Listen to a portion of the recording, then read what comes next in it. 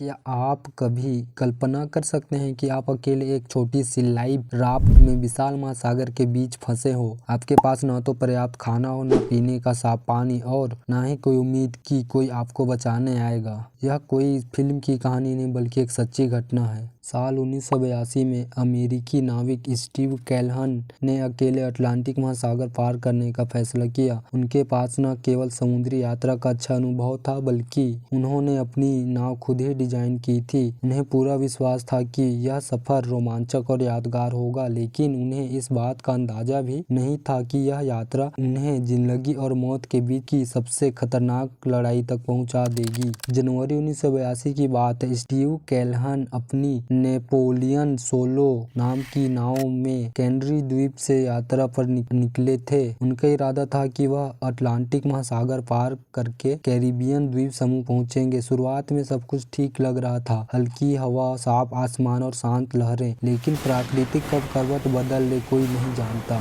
कुछ ही दिनों तक उनकी यात्रा सुचारू रूप से चलती रही। वे हर दिन अपने नेविगेशन उपकरणों से दिशा तय करते, समुद्र की सुंदरता का आनंद लेते और अपने लक्ष्य की ओर बढ़ते रहे। लेकिन कुछ ही दिनों बाद उनकी जिंदगी एक भयानक मोड़ लेने वाली थी। स्टीव की नाव समुद्र के बीचों बीच थी, चारों ओर बस गहरा नीला पानी फैला था। अचानक आधी रात को उनकी नाव एक जोरदार झटके से कांप उठी। उन्हें लगा कि शायद कोई विशाल समुद्री जीव होगा, एक व्हेल उनकी नाव से टकरा गया हो या फिर किसी तैरते हुए मलबे से उनकी नाव टकरा गई हो। इससे पहले कि वह स्थिति को समझ पाते, पानी उनकी नाव में भरने लगा। उन्होंने तुरंत अपनी नाव के भीतर जाकर देखा, लेकिन हालात बिगड़ते जा रहे थे। कुछ ही मिनटों में उन्हें एहसास हो गया कि अब इस नाव को बचाना संभव नहीं है। उन्होंने तेजी से बचाव उपकरण निकाले और एक इंफर्टेबल लाइफ राफ्ट में कूद गए। अब वे एक छोटी सी लाइफ राफ्ट में अकेले, चारों ओर बर्फ, चारों ओर सिर्फ अनंत महासागर और कोई मदद नहीं। जब सूरज उगा तब स्टीव ने खुद को एक भयंकर स्थिति में पाया। उनकी नाव पूरी तरह से डूब चुकी थी और अब उनके पास केवल वही सामान था जो उन्होंने लाइफ राफ्ट में लाने में कामयाबी हासिल की थी। कुछ खाने के पैकेट,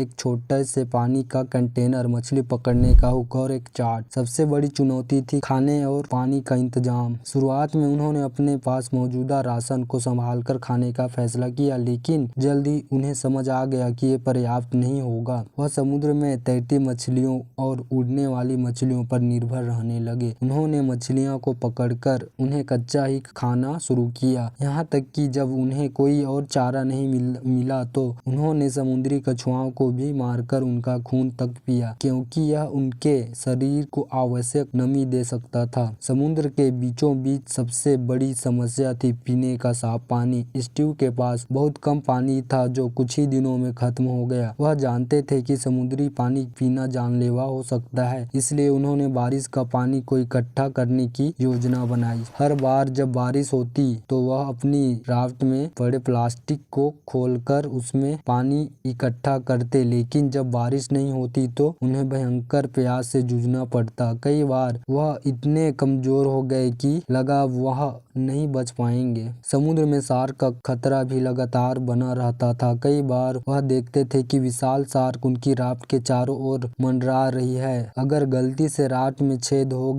जाता तो उनके पास बचने का कोई रास्ता नहीं था। इतनी कठिनाइयों के बावजूद स्टीव ने अपने मानसिक संतुलन को बनाए रखा। उन्होंने खुद से कहा, हर दिन जिंदा रहना ही एक जीत है। उन्होंने अपनी बची हुई ताकत को सही जगह इस्तेमाल करने की कोशिश की। उन्होंने अपनी लाइफ राफ्ट को सही रखने के लिए छोटे छोटे मरम्मत से काम किए, सूरज से बचाने के लिए कपड़े बांधे और खुद को हर दिन जीवित रखने के लिए नए तरीके खोजते रहे। दिन बीतते गए, 10 दिन, 20 दिन, 30 दिन। स्टीव को समुद्र में तड़पते हुए 76 दिन हो चुके थे। उनका शरीर इतना कमजोर हो गया था कि वह मुश्किल से हिल पा रहे थे, लेकिन उनके भीतर की जीविता उन्हें अब भी जिंदा रख रही थी। आखिरकार 76 दिन कैरिबियन द्वीप समूह के पास कुछ मछुआरों ने उनकी लाइफ राफ्ट देखी। जब वे उनके पास पहुंचे तो स्टीव की हालत देखकर चौंक गए। वह एक कंकाल की तरह दिख रहे थे। मछुआरों ने उन्हें अपनी नाव पर चढ़ाया और पानी दिया। इतने दिनों बाद जब उन्होंने साफ पानी पिया तो उनकी आंखों से आंसू निकल पड़े। स्टीव कैल्होन की कहानी सिर्फ एक इंसानी संघर्ष की कहानी नहीं, बल्कि साहस, धैर्य और आत्मबल की मिसाल है। उन्होंने साबित किया कि अगर इंसान अपनी इच्छा शक्ति को बनाए रखे तो